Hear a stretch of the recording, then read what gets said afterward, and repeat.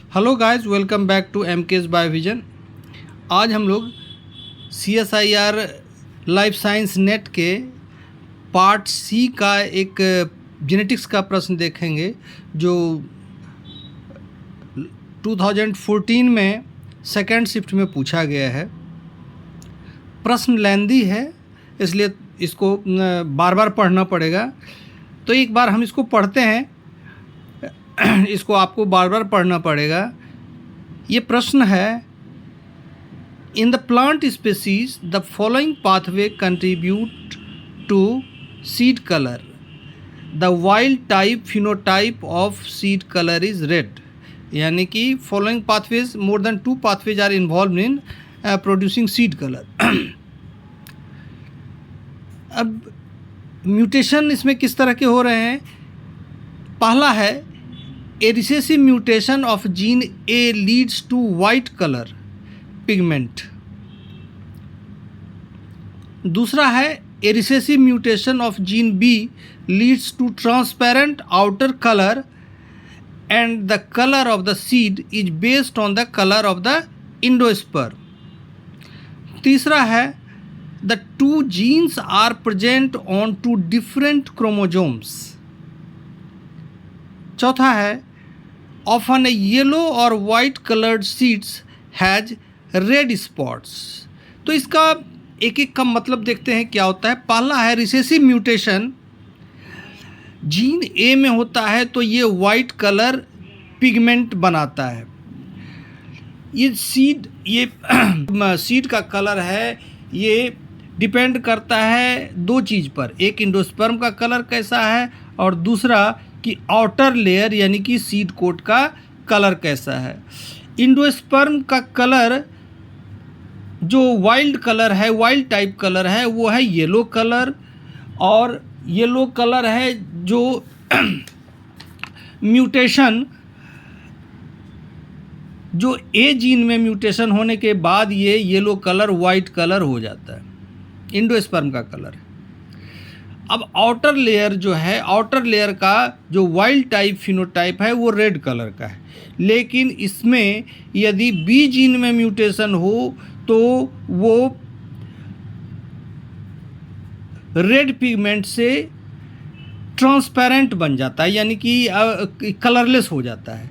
तो इंडोस्पर्म के 2 alternative colour हुए। डोमिनेंट जो कलर है वो येलो है और रिसेसिव कलर वाइट है, जबकि आउटर लेयर का जो डोमिनेंट कलर है वो है रेड और रिसेसिव कलर है, रिसेसिव जो फीचर है उसका ट्रांसपेरेंट हो जाना है।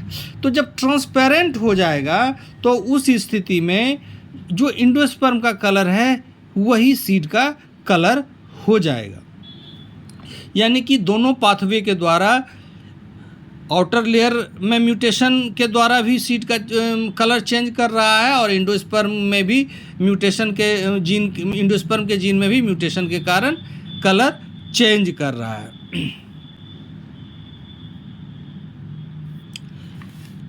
यहाँ हम देख रहे हैं कि सीड कलर इंडोस्पर्म येलो है, जब ए जीन में म्यूटेशन हुआ तो ये वाइट हो गया, जबकि आउटर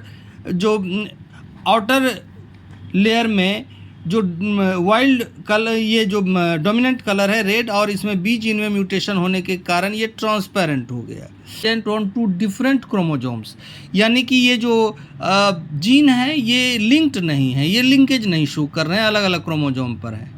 और चौथी बात ये है कि ऑफन ये येलो और white coloured seed has red spot, यानी कि इंडोस्पर्म का या तो येलो कलर हो सकता है या वाइट कलर हो सकता है, लेकिन इस पर रेड स्पॉट्स पाए जाते हैं, चाहे ये येलो हो या फिर वाइट हो।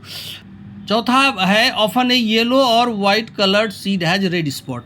अब रेड स्पॉट का मतलब है, रेड तो है आउटर लेयर का डोमिनेंट कलर, लेकिन ये कलरलेस हो जाएगा तभी सीड का कलर यहाँ से वाइट, यहाँ रेड, यहाँ वाइट, यहाँ रेड, यहाँ वाइट। इसी तरह से यहाँ येलो और यहाँ रेड, येलो रेड, यानी कि सीड पर येलो कलर सीड पर रेड स्पॉट और वाइट कलर सीड पर रेड स्पॉट।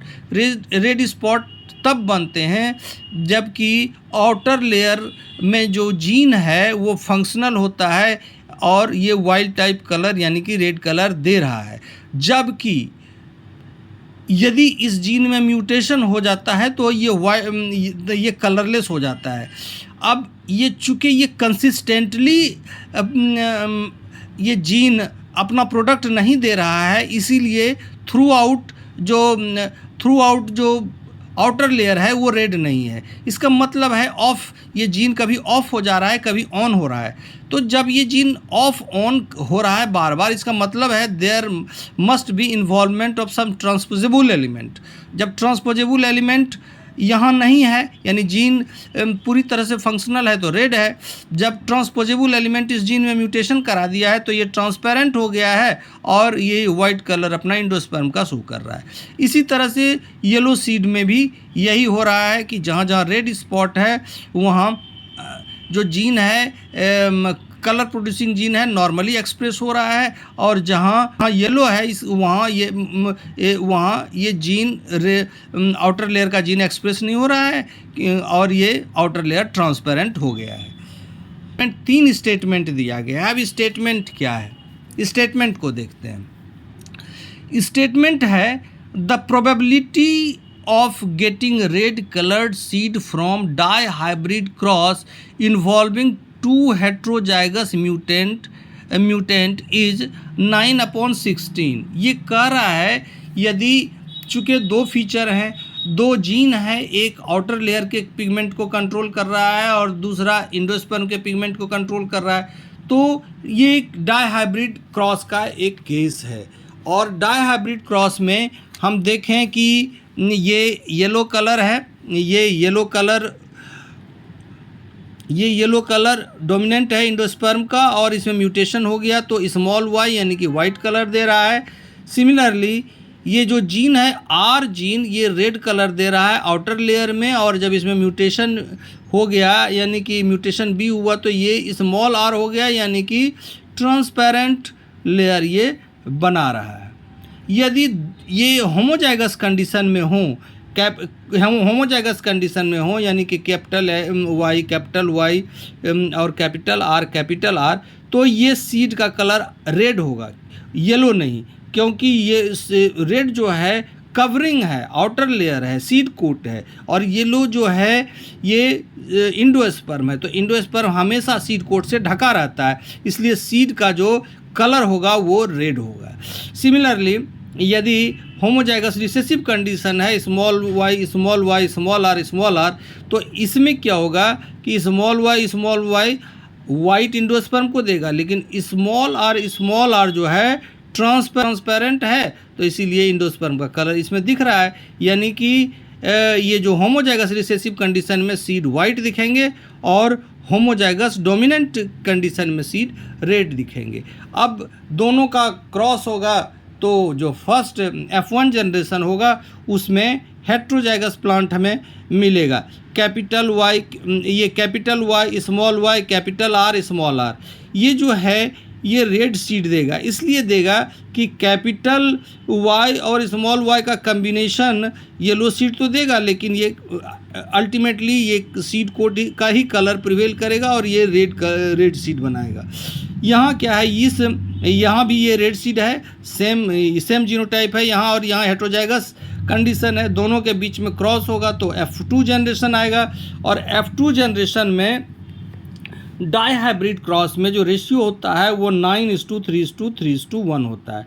9 वाला जो होता है उसमें एटलीस्ट 1 कैपिटल Y होगा और 1 कैपिटल R होगा, और यहाँ जो है कैपिटल Y या स्मॉल y हो सकता है, यहाँ कैपिटल R या स्मॉल r हो सकता है। तो रेड आउटर कलर रेड दे रहा है कैपिटल R, तो ये येलो कलर ढका हुआ यानी कि ये रेड सीड होगा। और ये वाला कंडीशन क्या है, इसमें वाइट इंडोस्पर्म होगा, लेकिन जो सीड कोट का कलर है वो रेड ही होगा क्योंकि कैपिटल R यहाँ एक्सप्रेस हो रहा है, तो ये रेड सीड देगा। दूसरा थर्ड है कि यहाँ यहाँ कैपिटल Y है यानी कि येलो कलर वाला जीन है, और यहाँ स्मॉल r है यानी कि ये ट्रांसपेरेंट कलर दे रहा है सीड कोट का, तो ये येलो कलर देगा, चूँकि ट्रांसपेरेंट का तो अपना कोई कलर नहीं, तो येलो कलर दिखेगा तो येलो सीड दिखेगा। और ये इस कंडीशन में स्मॉल आई जबकि दोनों होमोजाइगस रिसेसिव होंगे तो वाइट सीड होंगे। तो रेशियो कुल मिलाकर ना, ये जो रेशियो है फ्यूज कर जाएगा, रेड सीड हो जाएगा, और अल्टीमेट रेड जो हमें रेशियो मिलेगा वो रेड, येलो और वाइट का वो 12:3:1 मिलेगा। लेकिन हमें ये कंफ्यूज नहीं होना है कि ये जो रेशियो मिल रहा है it is not a ratio of dominant epistasis. ये जो रेशियो है डोमिनेंट इपिस्टेसिस का रेशियो नहीं है। ये रेशियो जो दिख रहा है it is due to mutation B which makes the red pigment colourless. तो ये ट्रांसपेरेंट कर देता है, ये रेड पिगमेंट को ट्रांसपेरेंट बना देता है, इस वजह से ये रेशियो आया है। ये इपिस्टेसिस नहीं है, रेशियो तो इपिस्टेसिस का है लेकिन it is not a case of epistasis. One gene dominates the other gene, तो वैसा ये केस नहीं है इपिस्टेसिस का। प्रश्न कह रहा है कि रेड कलर रेड ये जो रेशियो होगा रेड सीड का रेशियो जो होगा वो 9/16 होगा। तो नहीं, ये जो रेशियो होगा 12/16 होगा। तो ये पहला ऑप्शन गलत है, पहला ऑप्शन यानी कि ऑप्शन ए इज़ रॉन्ग। अब ऑप्शन बी क्या है? ऑप्शन बी है the mutation in gene B could have been caused by transposable element। ये सही है, ये सही है क्योंकि आउटर लेयर में जो है रेड पिगमेंट कंसिस्टेंटली अपीयर नहीं हो रहा है, through out outer layer express नहीं हो रहा है, कहीं कहीं एक्सप्रेस हो रहा है। यहाँ ऑन है और ये इस बीच में ऑफ है, तो ये काम ट्रांसपोजेबल एलिमेंट ही करा सकता है। तो बी, ऑप्शन बी जो है ये सही है। अब ऑप्शन सी पर आते हैं। A plant producing red seeds could breed true for seed color। ये कह रहा है कि रेड कलर वाले सीड्स हैं वो ट्रू ब्रीडर्स हैं, यानी कि प्योर लाइन है। ऐसा नहीं है, ये जो डायहाइब्रिड क्रॉस का रिजल्ट ही हमें बताता है कि ये ट्रू ब्रीडर्स नहीं है। रेड सीड ये भी है और रेड सीड ये भी है। यहाँ हम देखते हैं कि कैपिटल वाई और स्मॉल वाई भी हो सकता है, यहाँ कैपिटल आर और स्मॉल आर भी हो सकता है, यानी कि हेट्रोजाइगस कंडीशन है। प्योर लाइन होमोजाइगस होता है, इसलिए ट्रू ब्रीडर नहीं है। यहाँ भी यही बात है। तो ये जो ऑप्शन सी है, ऑप्शन सी भी गलत है, ऑप्शन सी भी गलत है। अब बच रहा है क्या? बी। तो ओनली हमारा जो आंसर होगा बी होगा। और इसमें यानी कि जो ऑप्शन है इसमें A only, B only, A and B and B and C, तो इस कम्बिनेशन में ये 2 नंबर का जो ऑप्शन है, option B only is the correct answer. आज के लिए इतना ही, नेक्स्ट डे किसी और प्रश्न पर चर्चा करेंगे। Okay, thank you, bye.